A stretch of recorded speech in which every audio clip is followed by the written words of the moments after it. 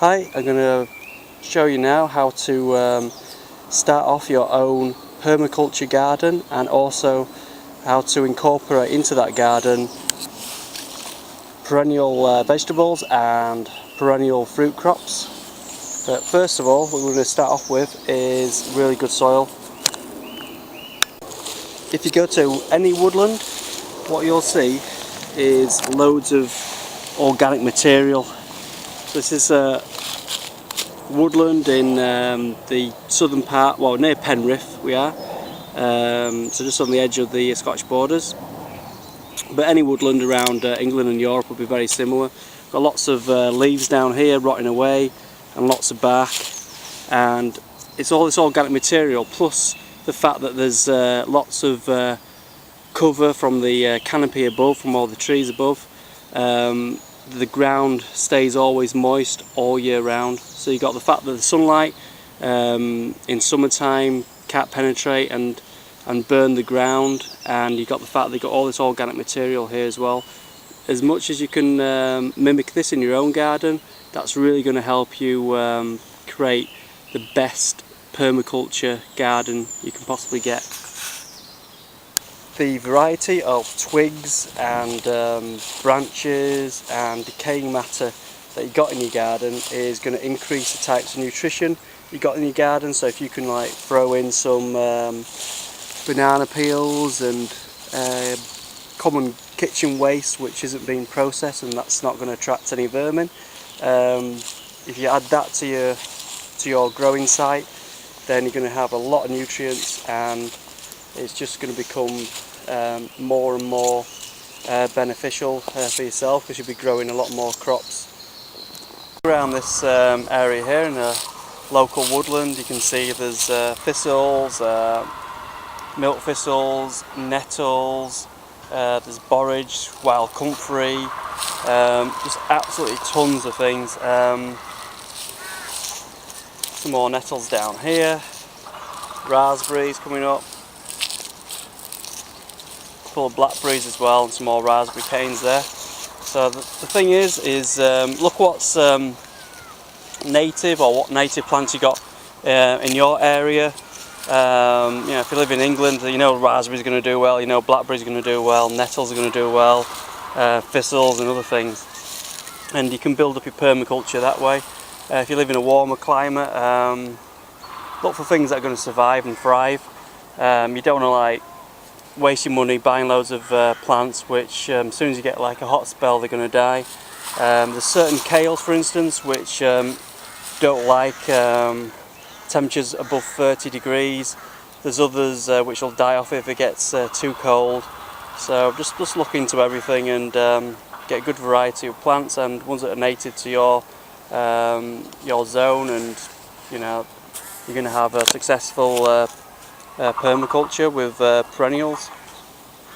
Some perennials will die back, and others will stay green over winter and supply you with food. So again, that's another thing you need to look into. So we've got a few more perennials here, just on the same plot of land. So there's like nettles, which make good eating in early spring, and again the sticky weed there, and there's some dock leaves that you can do some things with that. More sticky weed, and just tons of little things I'm looking at here. But you know, just if you recognise the plants and you're 100%, then you know them, go for it either with foraging or in your own garden, because there's going to be some things that are self-seed in your garden as well. So you don't want to like presume that these things that you've planted and right everything's edible. Just make sure that the leaf type is right, the smell, you know, even when you put it into your mouth, if you're not certain about the flavour, your flavour doesn't taste quite what it should be, either don't eat it or take it out of your mouth straight away. But, the more you look into this and research everything, the more it's going to become more easy, and you'll be able to like just go from strength to strength from that. Right, what you can do in your garden is add some branches and twigs, pile them up, and what you might encourage is either insects to live within inside the branch, And you can see here loads of little holes, so we got some either woodworm or some other insects inside this. And then what we've also got is some mushrooms and fungi growing onto this particular branch. So we've got some tree mould going on down there, and we've also got some of these which are Jew's ears growing, which are edible mushroom, and as you can see, this is what it's normally like. It's like a gelatinous mushroom, and these are drying out a little bit, the ones next to it. Quite often you get this lichen growing onto trees, normally on the branches, not so often on the trunk. And from a BBC programme they said that this is actually edible. But what you want to do is do your research first and make sure what you think you are eating is what you are actually eating. So don't try any new foods before researching fully. But this is a interesting lichen that apparently you can eat. Once you've got your soil or compost mix full of organic material, then you want to start planting. And what I suggest is planting as much perennial crops as you can get hold of. So here we've got some rosemary that's going to be there for many years to come. Got some thyme, and just over here some rhubarb as well, which is going to come up year after year. Even if you're not a very good gardener, a really good thing to try is herbs. You've got oregano here and marjoram, and basically they're going to come up every year, and they're even going to be around during winter as well. So you can add them to pastas, and drought tolerant and flood tolerant as well. Another perennial herb, this is a red-leafed sorrel, and makes really good eating. A little bit bitter for some people, but you don't put loads of them into your salad. For a slightly more milder taste, but a lemony taste to it, you can try French sorrel or even lamb sorrel. These are chives. They're available to eat from early March, and you can eat them right through to the first frost. And the only other thing that they generally get is something called leek rust. Basically you'll get disfiguration or discoloration of the actual stems. You don't want to eat those ones, just discard them. Don't compost them either. We're just on the very edge of a forest in the north of England, or a large woodland anyway, and what we can see here is some things that you might consider growing for your permaculture and perennial garden, so they need little or no maintenance. And what we've got here is some brambles, and the thing about brambles, they'll come up each year. You can cut back the old wood and let the new wood, which has got the fruiting bodies for the following year, be more abundant, or you can just leave it just to wither away naturally, and the new growth come up anyway. And very little maintenance you need. The good thing about the perennial fruits like blackberries, and you've also got red currants, black currants and gooseberries. The really good thing about them is they've got deep set roots, which means they need little or no watering at all after the first year. They'll start producing fruit from the first year you plant them, or from definitely the second year onwards. You'll get more and more fruiting on it each year, and it's just a really beneficial thing as well for insects. You're going to encourage a lot of wildlife into your garden with it, birds as well as insects and bees, so it's really good overall. When you plant up your perennial garden and permaculture garden, the things you want to consider is what is native to your country, or what's going to grow really well. So one thing is which is sticky weed or goose weed.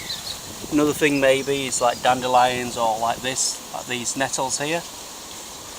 There's quite a lot of things which they spread and are very invasive in your garden, but it all depends on the size of your garden, what can you accommodate, and what you actually like to eat. I've got some lamb's lettuce in my perennial bed with some winter purslane, some sorrel leaves, sweet cecily, and many other things as well. The other thing as well about a perennial garden, that you can also put in things like Jerusalem artichokes. So when you harvest from it, leave 1 or 2, and that'll come up next year. So you can look at some root vegetables as well for ideas. Plant that you might consider putting in your perennial garden, and this is the milk thistle, and it'll come die down in winter. This is some lavender, very closely related to the rosemary plant. And what I want to say is that there's a lot of plants what you might think are native to Great Britain or to all parts of Europe, but what it is that the Romans spread a lot of herbs throughout the whole of the British Empire and throughout Europe, and it's thought that in England alone there's approximately 752 herbaceous plants which the Roman Empire actually introduced. A lot of these are oreganos, rosemaries, and marjorams as well. So there's a lot in the British countryside which wouldn't be there if it wasn't for the Romans. But as we're introducing more things now as well because of the internet, there's American plants you can find in the British countryside and many others. Right, this is fennel that I've got growing in the front garden. Does seem to like clay soil a lot. Slightly acidic soil is fine, or slightly alkaline, or even neutral, but definitely not too acidic that will kill it off. The fennel is acquired taste. It's very aniseedy sort of taste. This is another example. So this is on the edge of a forest again, and what we've got is a couple of sages, full hardy to at least -25 degrees. If it's the green sage, if it's the purple sage, it's hardy to about -11, and other sages will die off anywhere from -9 downwards, depending on what variety it is. This is a typical scene from the edge of English woodland. You'll get a lot of blackberries, raspberries, and occasional red currant, white currant, and black currants growing on the edge. And you can tell by the fact that they are growing on the edge of a woodland, or even quite a bit of ways in, with plenty of tree cover, that they don't need that much sunlight to ripen. And you'll notice that with strawberries as well. I've got a north-facing garden, and my strawberries will still ripen really well, even if there's not been that much sun during this summertime. And they give me lots of fruit throughout late spring right through to as late as early winter. One of the most important things for your perennial permaculture garden is to have diversity. So have plenty of different shrubs, trees, have heathers, have some wildflowers, even if they're not edible. Just add to the actual mix. If they are edible, then that's great.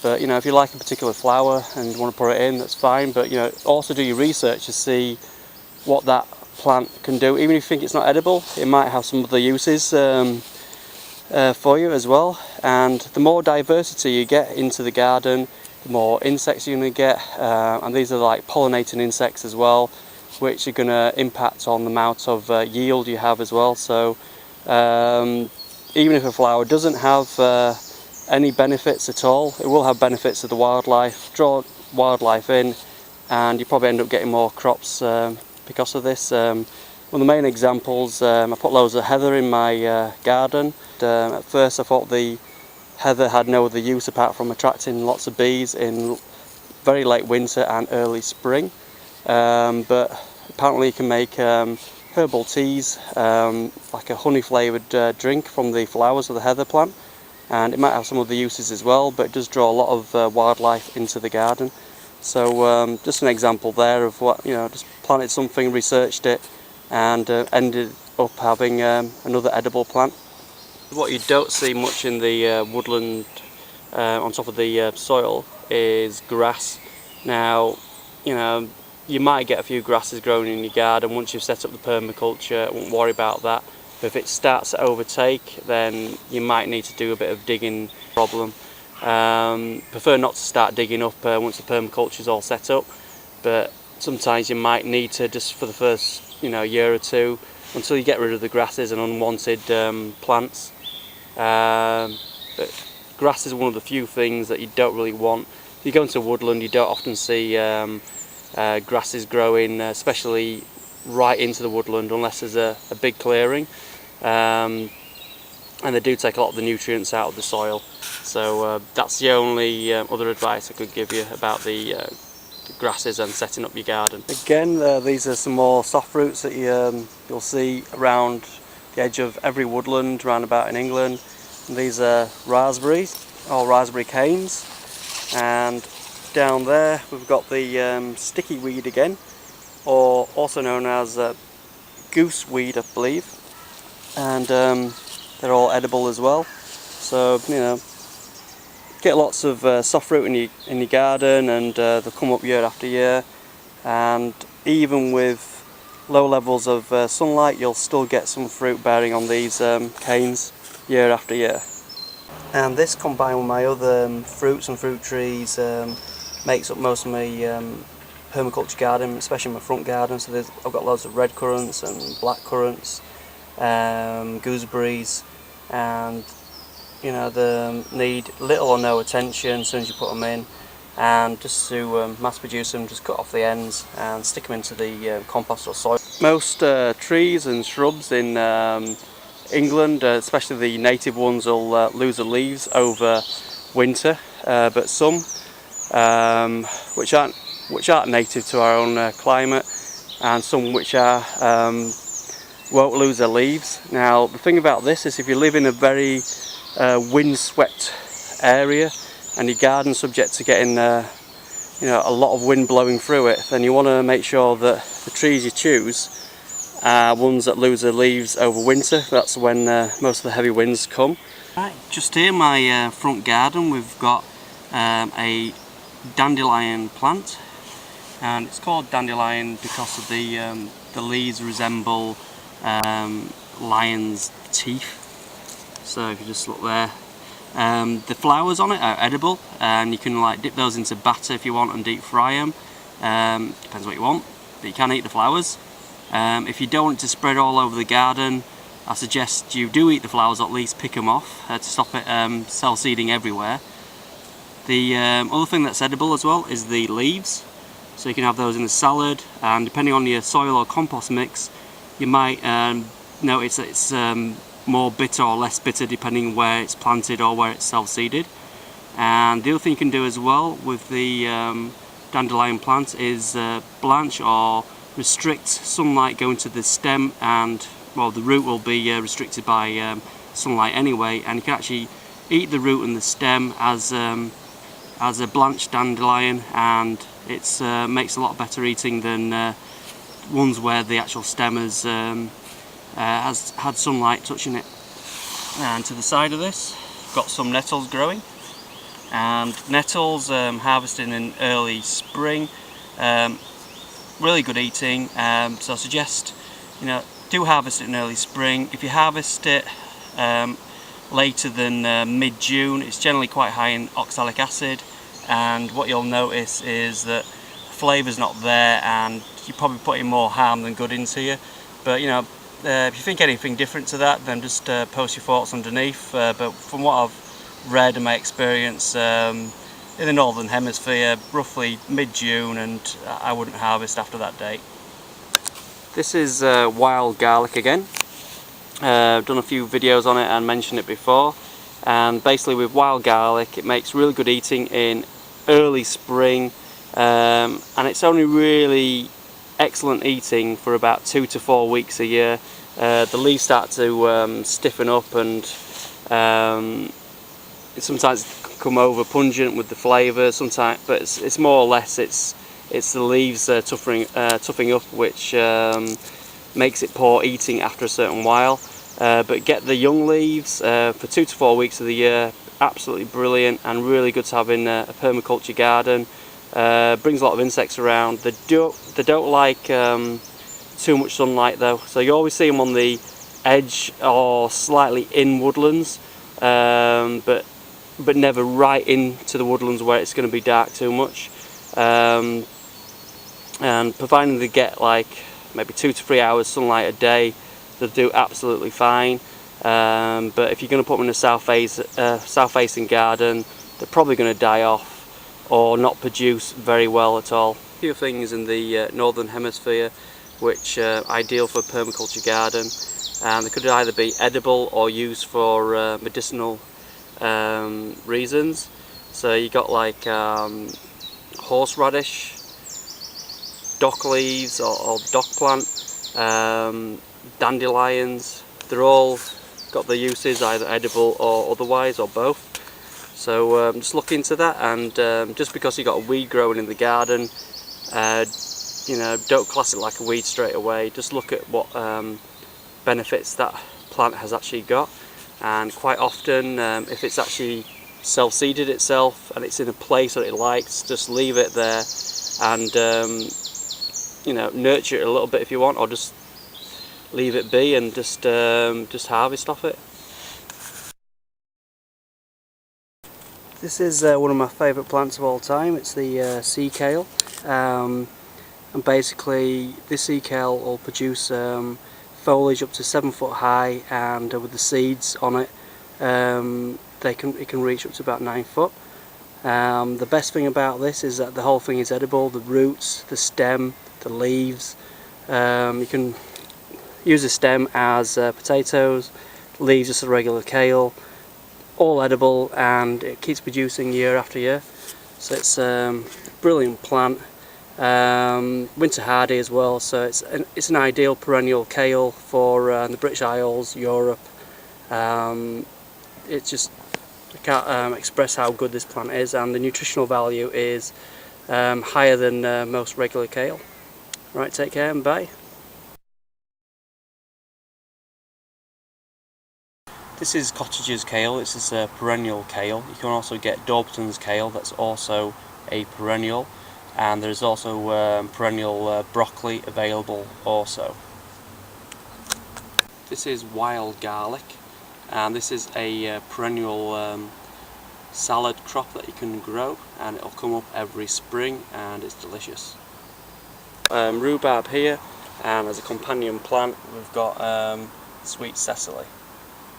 Just here we've got a self-seeded patch of lamb's sorrel, or lamb's ears sorrel, and next to it some more lemon balm as well, and some perpetual spinach beet I think is there as well.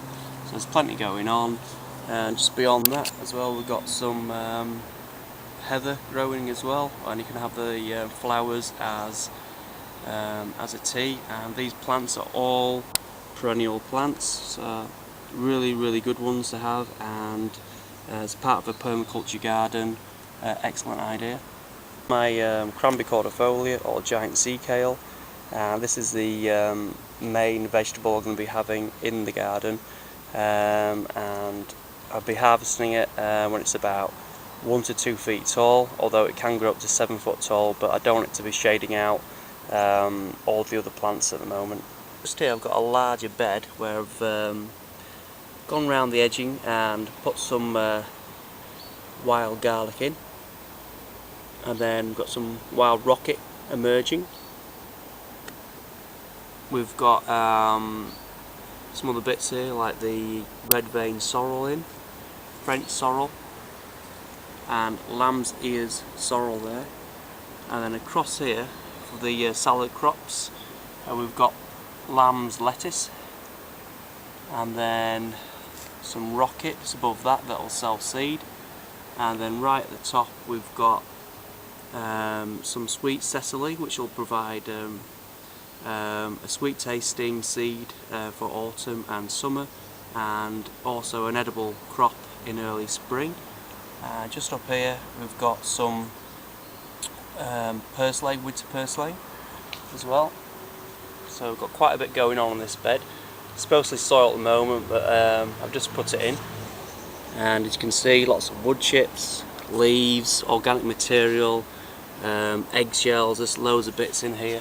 So this will all break down and it should be self-sustaining by next year. So I won't need to water it or anything. Just here I've created a few beds in my garden just to show you what you can actually grow, and it's perennial or self-seeding, vegetables and fruits and salad crops as well. So we've got some wild strawberries just about visible there. We've got the French sorrel, the red vein sorrel. We've got chives here. Got some wild rocket just growing there, which will self-seed. Some more different types of rocket growing here as well, this self-seeded. Some more sorrels. This is actually Swiss chard, which will die off, but it's self-seeding. It's been here for a few years, so it'll self-seed and come back again. Here we've got a garlic chive. Sorry, not garlic chive, a wild garlic, and some more wild garlic here as well. And plenty of herbs, marjoram and oregano. Most of the herbs are around this area here. If you wanted some flowers in your garden, obviously you got some bulbs that you can use, you know, which come up each year, like the daffodils and etc. Or you also got the primroses as well, which is a nice woodland plant. Doesn't require much sunlight, and same with the cyclamens as well. So you know, you can add some diversity to your garden as well by incorporating these into it.